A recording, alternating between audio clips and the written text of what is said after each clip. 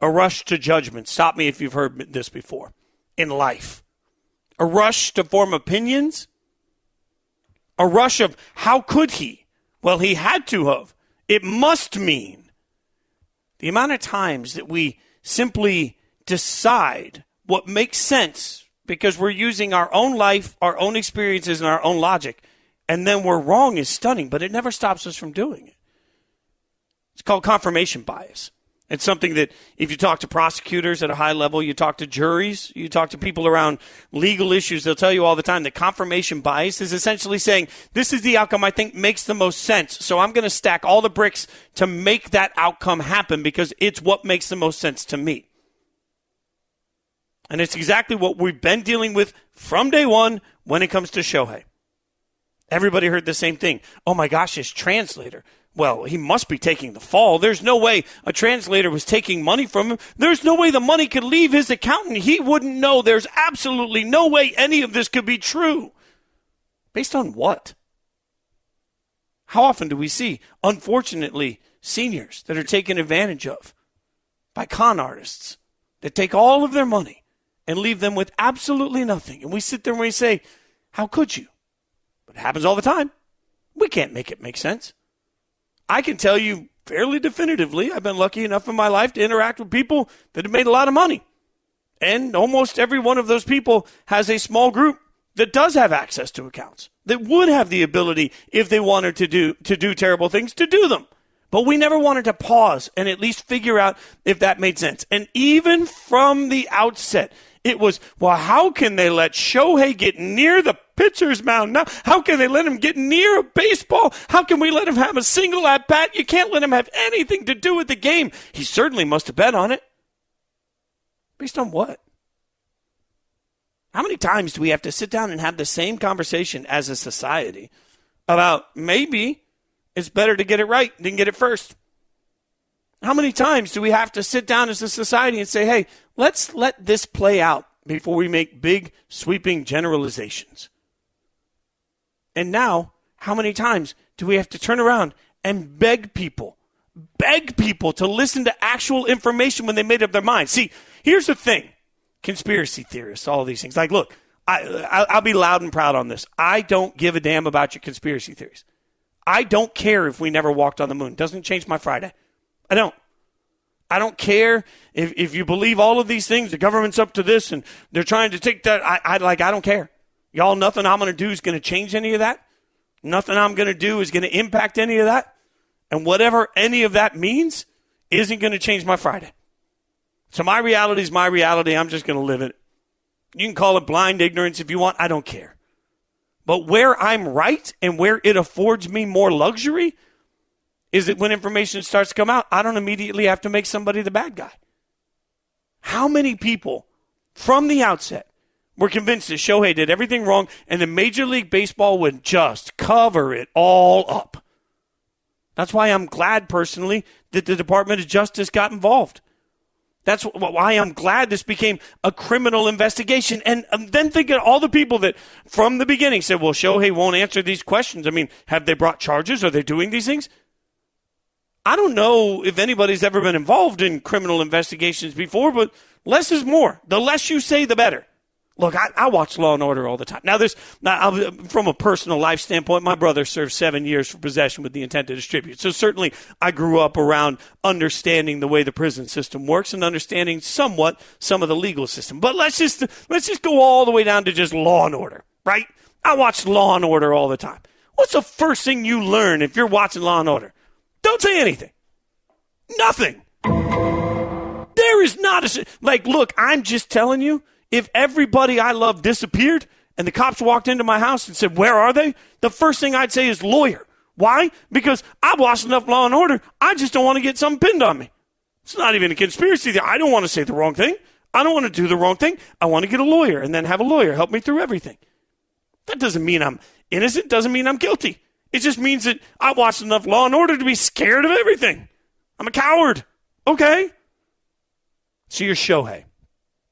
You just found out the person you trust the most is taking millions of dollars from you. Not uncommon in the acting world, not uncommon in the entertainment world, but seems uncommon in sports.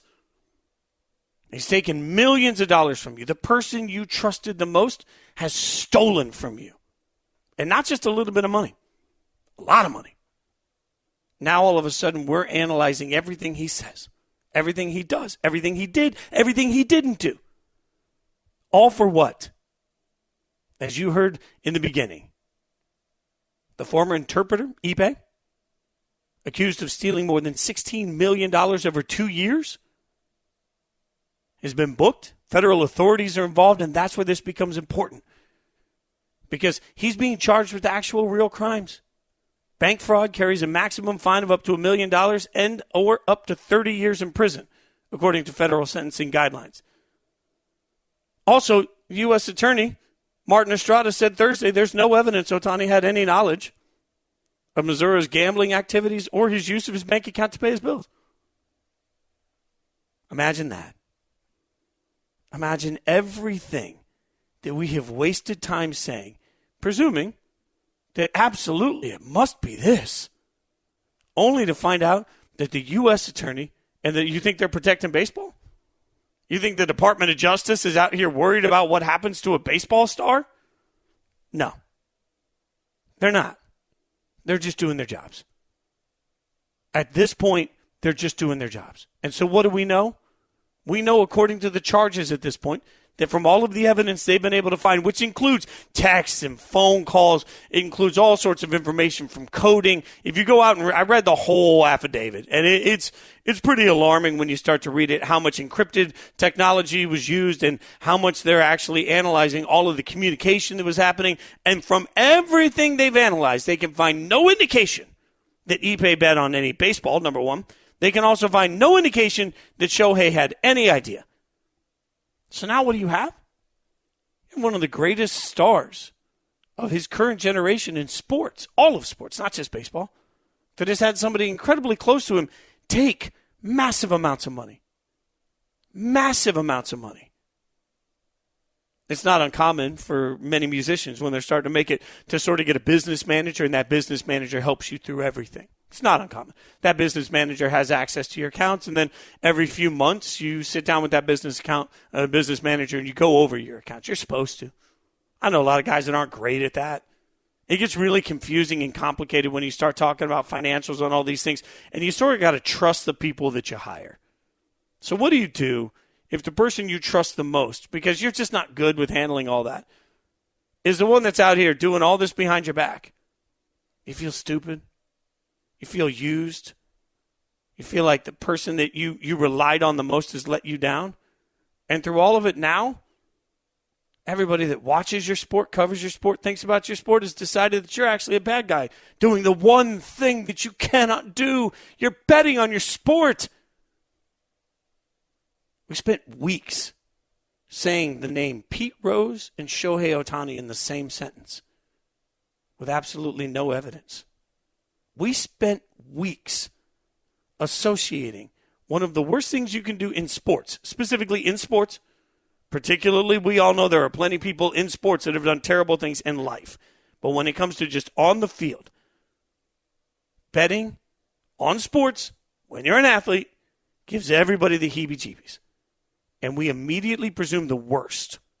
The sort of offense that would keep Shohei off of a baseball field, keep Shohei out of our concepts of baseball.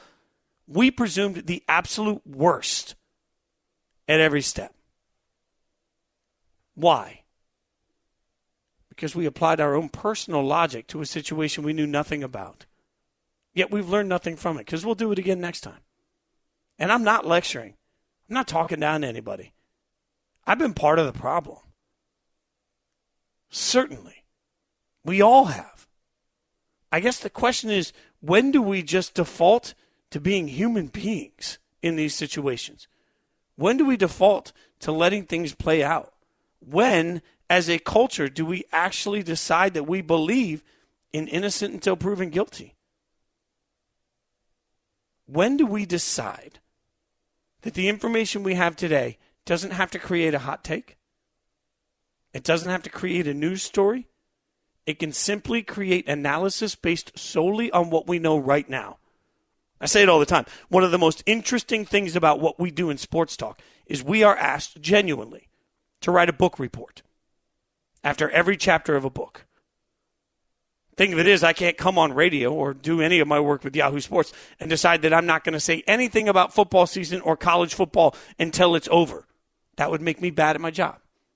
So as a result, I have to take the information we have, week 1 results, figure out what we're going to talk about for the next 30, 40 hours of content we're making that week. What are our takeaways, right? After 2 weeks, it might look a little different. What are our takeaways?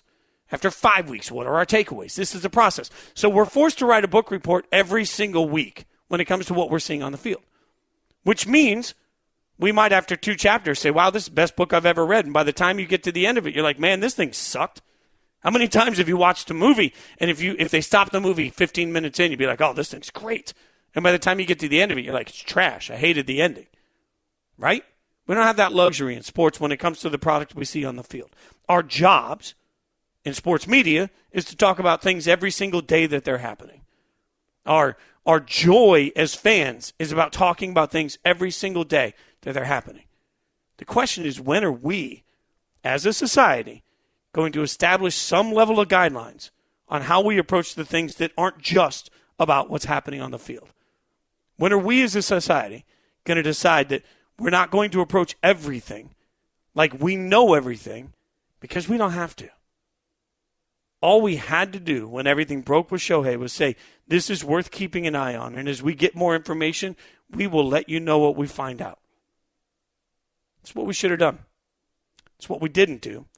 And now, because so many people made up their mind, and because as a society, we don't like to say, whoops, my bad. As a society, we've already decided innocence or guilt. And there's not a fact that we'll let get in the way of that. It's unfortunate. Because the one thing I know is I'll always stand up and say, man, I was wrong about that. I do it about my takes. I do it when I analyze people the wrong way. I do it in my personal life. I do it in front of a microphone. Maybe we could do it a little less if we took this Dodgers example as one more reason that the best thing we can do is hold off on the sweeping generalized statements until we get all the information.